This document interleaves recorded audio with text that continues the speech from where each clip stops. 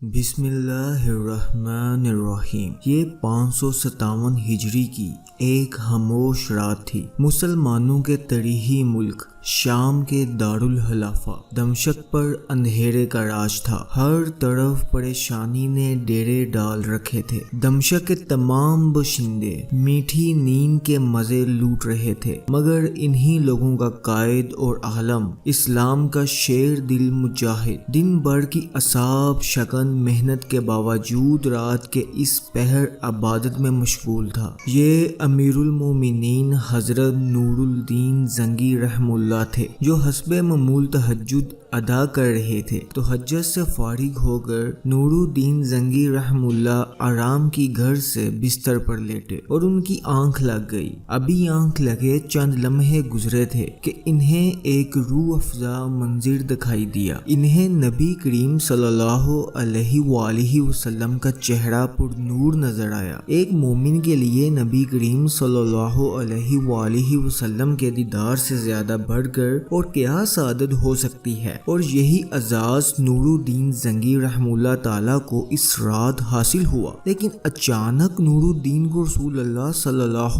علیہ وسلم کے چہرے کے ساتھ دو اور چہرے دکھائی دیے۔ یہ دو عمر رسیدہ افراد کی صورتیں تھیں جو اسلامی لباس میں ملبوس تھے، اور ان کے چہروں پر داڑھیاں بھی تھیں، مگر ان کی شکلیں مکروہ تھیں، اور ان کے چہرے پر نور کی بجائے تاریکی اور بے رونقی چھائی ہوئی تھی۔ سلطان نور الدین زنگی ابھی ان دونوں آدمیوں کو دیکھ ہی رہے تھے کہ سرور کائنات رسول اللہ صلی اللہ علیہ وسلم کے یہ الفاظ سلطان کی سماعتوں سے ٹکرائے: ان کے شر سے ہماری حفاظت کا انتظام کرو۔ خواب نبی صلی اللہ علیہ وسلم کی اس ہدایت پر ختم ہو گیا، اور سلطان کی ابھی اچانک آنکھ کھل گئی۔ انہیں کچھ سمجھ نہ آیا، لہٰذا انہوں نے فوراً وضو کیا اور 2 رکعت نفل ادا کیے۔ نماز پڑھتے ہی وہ دوبارہ بستر پر لیٹے۔ نیند میں پھر آدھا پہنچا اور وہی خواب دوبارہ دکھائی دیا۔ اسی انداز میں رسول کریم صلی اللہ علیہ وسلم کی زیارت ہوئی، اور پھر وہی 2 مکروہ صورتیں دکھائی دیں۔ پھر نبی کریم صلی اللہ علیہ وسلم کے الفاظ سنائی دیے: ان کے شر سے ہماری حفاظت کا انتظام کرو۔ سلطان زنگی پھر بیدار ہو گئے۔ خواب کا منظر ان کی آنکھوں میں گردش کرنے لگا۔ انہوں نے دوبارہ وضو کر کے نوافل ادا کیے، اور پھر نیند نے تیسری مرتبہ انہیں اپنی آغوش میں لے لیا۔ خواب میں پھر وہی مناظر دکھائی دیے۔ سلطان اس بار بھی یکایک بیدار ہو گئے، مگر ان کی نیند اڑ چکی تھی، اور الجھن و پریشانی نے انہیں شدید بے چین کر دیا تھا۔ وہ اس خواب پر غور کر رہے تھے جو انہیں مسلسل 3 بار دکھائی دیا، مگر ذہن کو کچھ سمجھ نہ آئی۔ بالآخر کچھ دیر اس کیفیت میں مبتلا رہنے کے بعد سلطان نے اپنے مشیر خاص اور وزیر با تدبیر جمال الدین مسیح رحمہ اللہ تعالیٰ کو طلب فرمایا۔ حکم ملتے ہی جمال الدین موسوی جب سلطان کی خدمت میں حاضر ہوئے تو انہوں نے سلطان زنگی کو بہت بے چین اور پریشان حال پایا۔ چنانچہ فوراً ادب سے پوچھا: آپ نے مجھے یاد فرمایا، خیریت تو ہے؟ جواب میں سلطان نے اپنا خواب جمال الدین موصلی کو سنا دیا۔ خواب سن کر جمال الدین موصلی گہری فکر میں ڈوب گئے۔ کچھ سوچنے کے بعد انہوں نے کہا: لگتا ہے کہ مدینے میں کوئی اہم واقعہ پیش آنے والا ہے۔ آپ کو اپنا خواب پوشیدہ رکھنا چاہیے اور فوراً مدینہ روانہ ہونا چاہیے۔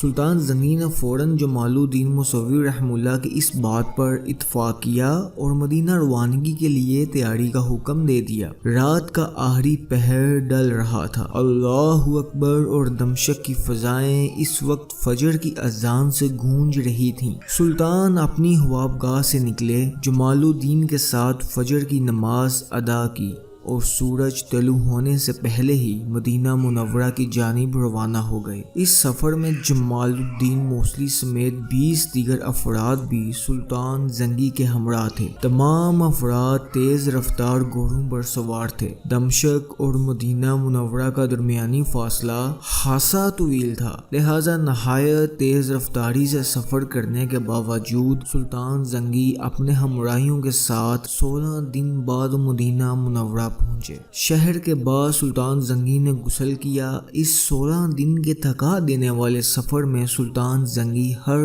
وقت پریشان رہے۔ خواب کے مناظر ایک لمحے کے لیے بھی ان کی نظر سے اوجھل نہ ہونے پائے تھے۔ اس دوران انہیں یہ سوال بھی ستا رہا تھا کہ وہ مکروہ چہرے کن لوگوں کے تھے اور وہ ہادی عالم صلی اللہ علیہ وسلم کو کیسے نقصان پہنچانے کی کوشش کر رہے ہیں۔ مدینہ کے حاکم نے شہر میں داخلے کے وقت سلطان کا استقبال کیا۔ سلطان اس کے ہمراہ فوراً روضہ رسول صلی اللہ علیہ وسلم پر پہنچے، وہاں نماز پڑھی اور مدینہ کے حاکم کو اپنی آمد کا مقصد بتایا۔ حاکم سلطان کو یقین دلایا کہ وہ 2 بدصورت بوڑھے جہاں مدینہ میں موجود ہوئے تو ہم انہیں ڈھونڈ نکالیں گے۔ اس کی تدبیر یہ ہوگی کہ ہم یہ اعلان کریں گے کہ امیر المومنین دمشق سے مدینہ تشریف لائے ہیں۔ ان کے آنے کا مقصد روضہ رسول صلی اللہ علیہ وسلم کی زیارت کرنا ہے۔ ان کی جانب سے تمام اہلیان مدینہ کے لیے ایک شاندار دعوت کا اہتمام کیا گیا ہے۔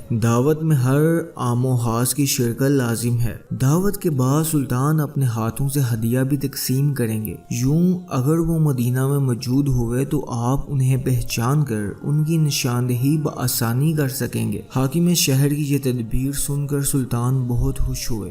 چنانچہ پورے مدینہ میں دعوت کا اعلان کر دیا گیا۔ مقررہ دن دعوت ہوئی۔ پورا مدینہ اس دعوت میں شریک ہوا۔ سلطان نے ہر شہری کو اپنے ہاتھ سے ہدیہ دیا، ہر چہرے کو غور سے دیکھا۔ پورے مدینہ کے لوگ سلطان کی آنکھوں کے سامنے سے گزرے، مگر ان میں وہ 2 بوڑھے نہیں تھے جو خواب میں دکھائی دیے تھے۔ چنانچہ سلطان کے چہرے پر ایک بار پھر اداسی چھا گئی۔ سلطان نے امیر مدینہ سے دریافت کیا کہ کوئی باقی تو نہیں رہ گیا جس نے ہدیہ نہ لیا ہو۔ مدینہ کے امیر نے ذہن پر زور دیتے ہوئے کہا، امیر المومنین، اس دعوت میں صرف 2 درویش حاضر نہیں ہوئے۔ وہ پارسا اور دولت مند بزرگ ہیں۔ وہ کسی سے کچھ نہیں لیتے بلکہ وہ صدقہ دیتے ہیں۔ یہ سن کر سلطان پریشان ہو گئے۔ انہوں نے فوراً ان 2 درویشوں کو طلب کیا۔ وہ دونوں آ گئے۔ سلطان نے جب نظر اٹھا کر دیکھا وہ وہی بوڑھے تھے جن کی جانب خواب میں اشارہ کیا گیا تھا۔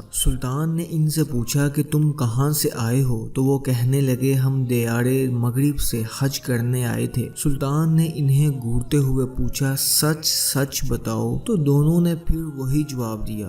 تو سلطان حاکم مدینہ سے پوچھا، یہ دونوں کہاں ٹھہرے ہوئے ہیں؟ یہ دونوں بڑے صحیح اور عابد بزرگ مشہور تھے۔ ہر صبح جنت البقیع کی زیارت کو جاتے تھے، روضہ اقدس پر سلام عرض کرتے تھے۔ سلطان جب ان کی رہائش گاہ پر پہنچے اور جائزہ لیا تو وہاں بہت سامان قرآن مجید کے چند نسخے اور چند نصیحت کی کتابیں پڑی تھیں۔ ایک چٹائی بھی موجود تھی۔ سلطان چٹائی کی جانب بڑھے تو ان دونوں بوڑھوں کا رنگ اڑ گیا۔ سلطان نے چٹائی اٹھائی تو سب یہ دیکھ کر حیران ہو گئے کہ چٹائی کے نیچے سرنگ کھدی ہوئی ہے۔ یہ سرنگ روضہ رسول صلی اللہ علیہ وسلم تک جا رہی تھی۔ ان دونوں بوڑھوں کو فوراً گرفتار کر لیا گیا۔ دونوں نے جو درویشی کا نقاب اوڑھ رکھا تھا اب وہ اتر چکا تھا۔ تھوڑی سی مار کے بعد ان دونوں نے اقرار کر لیا کہ وہ عیسائی جاسوس ہیں اور انہیں ایک سازش کے تحت عیسائی حکمرانوں نے یہاں بھیجا تھا۔ منصوبہ یہ تھا کہ ان کے ذریعے روضہ رسول صلی اللہ علیہ وسلم تک ایک سرنگ کھدوا کر ان حضرت صلی اللہ علیہ وسلم کے جسم مبارک کو چرا لیا جائے۔ نعوذ باللہ، دونوں نے یہ بھی تسلیم کیا کہ وہ رات کو سرنگ کھودتے تھے اور مٹی چمڑے کے کھیلوں میں ڈال کر قبرستان میں پھینک دیتے تھے۔ اس لیے روضہ رسول صلی اللہ علیہ وسلم کے قریب رہائش اختیار کی تھی۔ دونوں عیسائی سرنگ کھودتے کھودتے